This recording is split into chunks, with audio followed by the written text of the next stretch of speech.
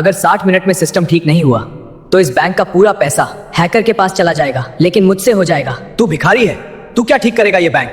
जहां दुनिया के बड़े बड़े इंजीनियर फेल हो गए वहां तू क्या कर लेगा? अगर तूने यह बैंक खोल दिया तो 10 करोड़ तेरे, और अगर नहीं कर पाया तो समझ लेना आज यह बैंक नहीं पूरी दुनिया का पैसा डूब जाएगा। दुनिया के सबसे बड़े हैकर्स और करोड़ों के सिक्योरिटी सिस्टम घुटने टेक चुके थे। अरबों रुपयों का बैंक अब एक मिट्टी का ढेर बनने वाला था। बड़े बड़े साहब लोग सूट बूट पहनकर पसीने पोंछ रहे थे, क्योंकि उनके पास सिर्फ 60 घंटे थे और सामने था मौत का रेड कोड। जब देश के सबसे बड़े एक्सपर्ट्स ने हाथ खड़े कर दिए, तब बैंक मैनेजर ने 10 करोड़ का दांव खेला। लेकिन उन्हें क्या पता था कि जिस कोड को दुनिया के सुपर कंप्यूटर्स नहीं तोड़ पाए, उसे मुंबई की एक झुग्गी में बैठा यह 15 साल का लड़का सिर्फ 1 मिनट में खाक कर देगा। पर असली खेल तो तब शुरू हुआ जब मैंने सिस्टम के अंदर कदम रखा, क्योंकि ये हैकिंग नहीं थी, ये एक रूह कंपा देने वाला बदला था। आखिर 42वें फ्लोर पर ऐसा क्या था? जानने के लिए सब्सक्राइब बटन दबाकर वीडियो को लाइक करके अंत तक जुड़े रहिए। मुंबई शहर की भागम भाग के बीच रॉयल हेरिटेज बैंक की 50 मंजिला इमारत किसी अभेद्य किले की तरह सीना ताने खड़ी थी। यह केवल एक बैंक नहीं, बल्कि देश की अर्थव्यवस्था की धड़कन था। सोमवार की सुबह ठीक 10 बजे बैंक के मैनेजिंग डायरेक्टर विक्रम थापर अपने आलीशान केबिन में बैठकर गर्म कॉफी का आनंद ले रहे थे। लेकिन उन्हें जरा भी अंदाजा नहीं था कि अगले ही पल उनकी जिंदगी में भूचाल आने वाला है। बैंक में सब कुछ सामान्य था। कैश काउंटर्स पर नोटों की गड्डियों की सरसराहट थी और ऐसी की धीमी आवाज गूंज रही थी। घड़ी की सुई जैसे ही 10:04 पर पहुंची, अचानक पूरे बैंक में एक अजीब सा सन्नाटा छा गया, जैसे किसी ने चलती हुई फिल्म को पॉज कर दिया हो। एक ही झटके में बैंक के 3,500 कंप्यूटर स्क्रीन्स बुझ गईं और वहां गहरा अंधेरा छा गया। कर्मचारियों के चेहरों पर सवालिया निशान थे, लेकिन इससे पहले कि कोई कुछ समझ पाता, सभी काली पड़ी स्क्रीन्स पर एक साथ खून जैसे लाल रंग में एक शब्द चमकने लगा। लॉक्ड विक्रम थापर के हाथ से कॉफी का कप छूटकर जमीन पर जा गिरा। उन्होंने घबराकर इंटरकॉम उठाने की कोशिश की, लेकिन फोन लाइनें मर चुकी थीं। तभी एक और खौफनाक चीज हुई। बैंक के ऑटोमेटिक दरवाजे और अरबों रुपयों से भरे डिजिटल वॉल्ट्स, तिजोरियां अपने आप लॉक हो गए। कोई न बाहर जा सकता था, न अंदर आ सकता था। बेसमेंट में स्थित सर्वर रूम में अफरा तफरी मच गई थी। बैंक का आईटी हेड समीर और उसकी 50 लोगों की टीम पागलों की तरह कीबोर्ड पीट रही थी, लेकिन सिस्टम उनकी कोई भी कमांड नहीं मान रहा था। मुख्य स्क्रीन पर एक उल्टी गिनती काउंटडाउन शुरू हो चुकी थी। 60 मिनट 0 सेकंड 0 सेकंड, यानी 60 घंटे। स्क्रीन के नीचे एक संदेश फ्लैश हो रहा था। अगले 60 घंटों में अगर यह पहेली नहीं सुलझी तो इस बैंक का हर खाता, हर डेटा और हर रुपया हमेशा के लिए मिटा दिया जाएगा। यह किसी फिरौती मांगने वाले का काम नहीं था, यह तबाही मचाने वाले का काम था। दोपहर होते होते यह खबर जंगल की आग की तरह फैल गई। बैंक के बाहर मीडिया का जमावड़ा लग गया और ग्राहकों की भीड़ अपने पैसे डूबने के डर से चिल्लाने लगी। विक्रम थापर के माथे पर पसीने की बूंदें थीं। उन्होंने देश की सबसे बड़ी cyber security agency cyber hawks को बुलाया। हेलीकॉप्टर से उतरे 3 एक्सपर्ट्स ने विक्रम को भरोसा दिलाया कि यह काम आधे घंटे का है, लेकिन वह आधा घंटा कब 3 घंटों में बदल गया, किसी को पता ही नहीं चला। जब team leader mister Khanna server room से बाहर आए तो उनका चेहरा फक्क पड़ा हुआ था। उन्होंने कांपती आवाज में विक्रम से कहा, सर, ये कोई साधारण वायरस नहीं है, ये कोड जिंदा लगता है। हम जैसे ही इसे काटने की कोशिश करते हैं, ये अपना रूप बदल लेता है। हमने दुनिया के सबसे महंगे डिक्रिप्शन टूल्स इस्तेमाल कर लिए, लेकिन ये सिस्टम हमें अंदर घुसने ही नहीं दे रहा। हमें खेद है, लेकिन ये हमारे बस के बाहर है। शाम ढलते ढलते सरकार और पुलिस महकमे के भी हाथ पांव फूल गए। देश के बड़े बड़े हैकर्स ने रिमोट एक्सेस से कोशिश की, लेकिन जिसने भी इस सिस्टम को छेड़ा उसका खुद का कंप्यूटर जल गया। ये एक ऐसा डिजिटल चक्रव्यूह था जिसे भेदना नामुमकिन लग रहा था। रात के 10 बजे कॉन्फ्रेंस रूम में मातम जैसा सन्नाटा था।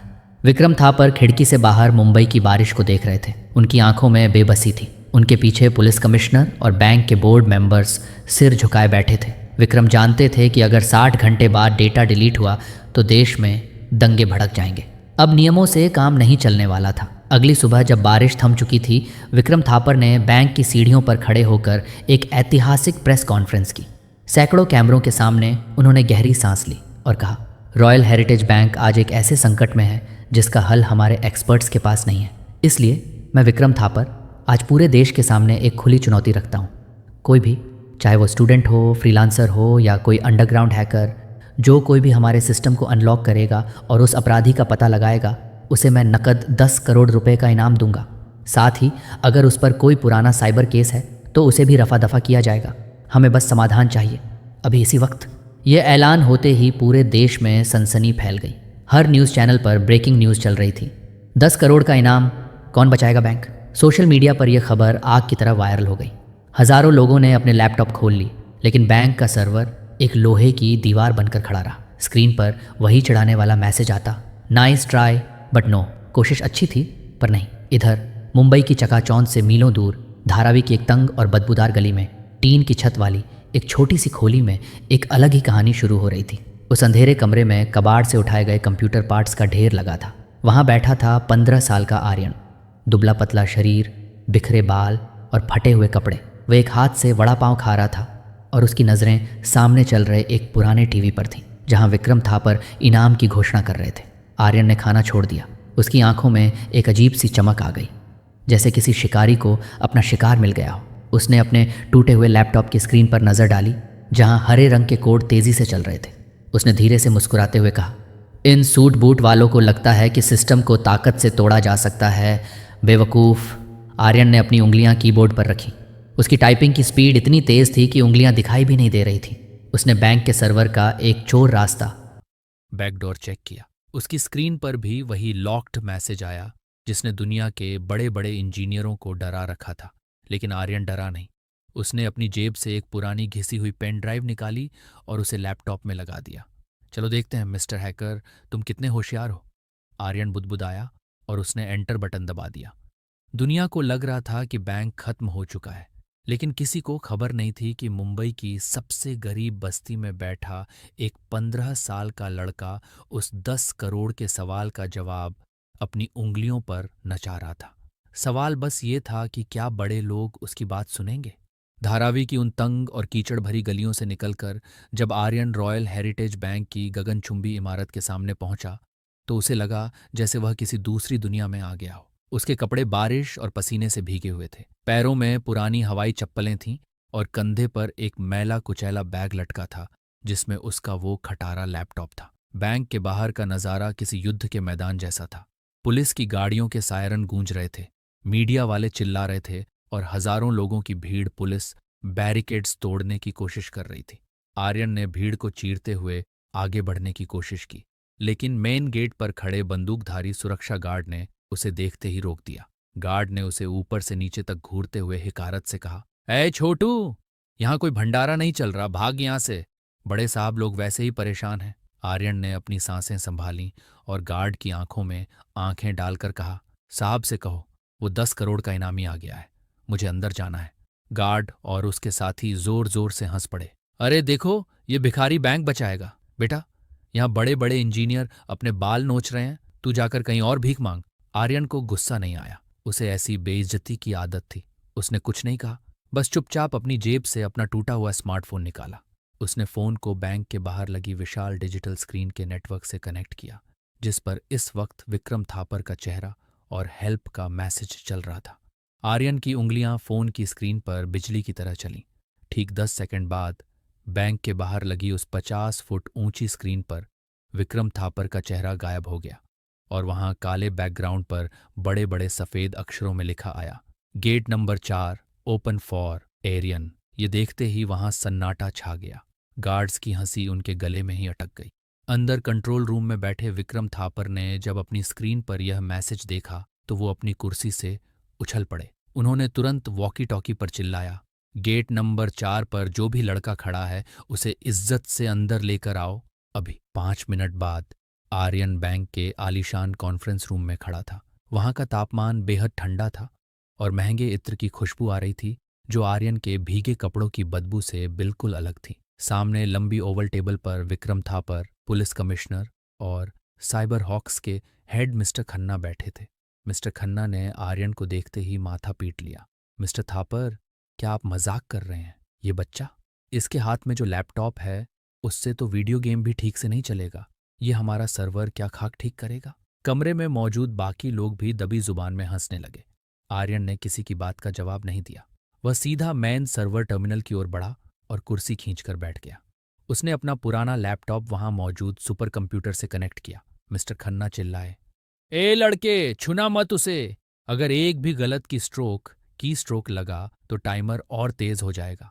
आर्यन ने पलटकर खन्ना को देखा और अपनी शांत लेकिन भारी आवाज में कहा, अंकल, अगर शोर मचाने से सिस्टम खुलता तो अब तक आप लोग खोल चुके होते। अब मुझे मेरा काम करने दीजिए। कमरे में सन्नाटा पसर गया। आर्यन ने आंखें बंद की। एक गहरी सांस ली और कीबोर्ड पर हाथ रख दिया।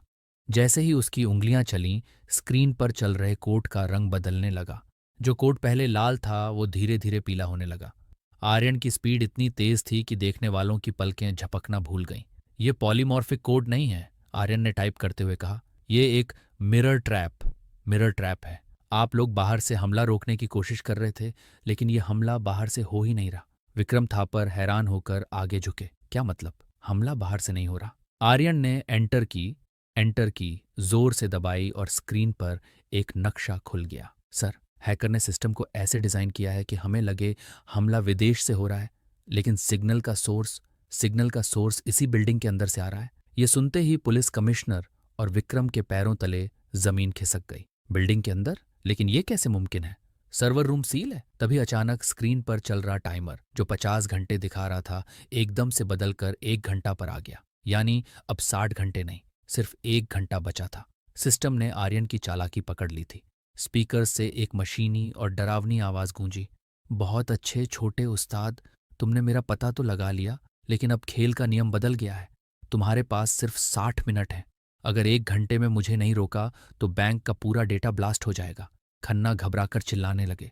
मैंने कहा था इस बच्चे को मत आने दो, इसने सब बर्बाद कर दिया। लेकिन आर्यन के चेहरे पर डर नहीं था। उसने विक्रम की आंखों में देखा और कहा, सर, 10 करोड़ का चेक तैयार रखिए। मुझे पता चल गया है कि यह वायरस कहाँ से ऑपरेट हो रहा है। आर्यन ने स्क्रीन पर एक लोकेशन को पॉइंट किया। वह लोकेशन बैंक का 42वां फ्लोर था। विक्रम का चेहरा पीला पड़ गया। 42वां फ्लोर? वहां तो कोई नहीं जाता। वहां तो हमारा पुराना रिकॉर्ड रूम है, जो सालों से बंद पड़ा है। आर्यन खड़ा हो गया और अपना बैग कंधे पर टांगा। तो चलिए सर, हमें वहीं जाना होगा, क्योंकि आपका सिस्टम कंप्यूटर से हैक नहीं हुआ है, वहां कुछ और ही है। सस्पेंस अपने चरम पर था। एक 15 साल का लड़का, बैंक का मालिक और पुलिस कमिश्नर अब लिफ्ट की तरफ भाग रहे थे, जबकि घड़ी की सुइयां उनकी मौत की उल्टी गिनती गिन रही थी। 79 मिनट, 50 मिनट, 57 मिनट। 42वें फ्लोर पर ऐसा क्या था जो सालों से बंद था?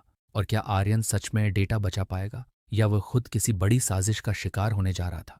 लिफ्ट की स्क्रीन पर 42 का नंबर फ्लैश हुआ और दरवाजा खुल गया। यह फ्लोर अंधेरे में डूबा था और वहां धूल की मोटी परत जमी हुई थी।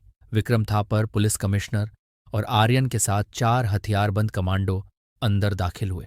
घड़ी की सुई अब केवल 20 मिनट दिखा रही थी। आर्यन अपने हाथ में पकड़े एक छोटे से डिवाइस की स्क्रीन को देख रहा था, जो सिग्नल की ताकत बता रहा था। जैसे जैसे वे फ्लोर के आखिरी छोर पर मौजूद एक पुराने केबिन की तरफ बढ़ रहे थे, डिवाइस की बीप तेज होती जा रही थी। आर्यन उस केबिन के दरवाजे के पास रुक गया। कमांडो ने लात मारकर दरवाजा खोला। सबको लगा था कि अंदर कोई खतरनाक हैकर अपने दर्जनों कंप्यूटरों के साथ बैठा होगा, लेकिन अंदर का नजारा देख सबके होश उड़ गए। केबिन खाली था, वहां कोई इंसान नहीं था। कमरे के बीचों बीच एक पुरानी टेबल पर केवल एक छोटा सा काला बॉक्स रखा था, जिसमें से नीली बत्तियां जल बुझ रही थीं। यह एक क्वांटम राउटर था, जो बैंक के मेन सर्वर से सीधे जुड़ा हुआ था। यह क्या है? विक्रम ने चिल्लाकर पूछा। आर्यन ने शांत स्वर में कहा, यह वो दिमाग है सर, जो आपके पूरे बैंक को निगल रहा है। ये कोई इंसान नहीं, बल्कि एक ऑटोनॉमस एआई प्रोग्राम है, जिसे इस बॉक्स के जरिए अंदर प्लांट किया गया था। तभी उस अंधेरे कमरे में लगी एक पुरानी मॉनिटर स्क्रीन अचानक जल उठी। उस पर एक चेहरा उभरा, जिसे देखकर विक्रम थापर के पसीने छूट गए। वह चेहरा बैंक के ही पूर्व आईटी हेड डॉक्टर खन्ना का था, जिनकी 2 साल पहले एक रहस्यमयी एक्सीडेंट में मौत हो गई थी। स्क्रीन से आवाज आई, विक्रम थापर, मैंने कहा था कि एक दिन तुम अपनी लालच की कीमत चुकाओगे। तुमने मेरे बनाए सुरक्षा सिस्टम को चुराया और मुझे रास्ते से हटा दिया, लेकिन मेरा बनाया हुआ यह एआई प्रोग्राम आज तुम्हारा साम्राज्य खत्म कर देगा। अब सिर्फ 10 मिनट बचे हैं। कमिश्नर चिल्लाया, इस बॉक्स को उखाड़कर फेंक दो।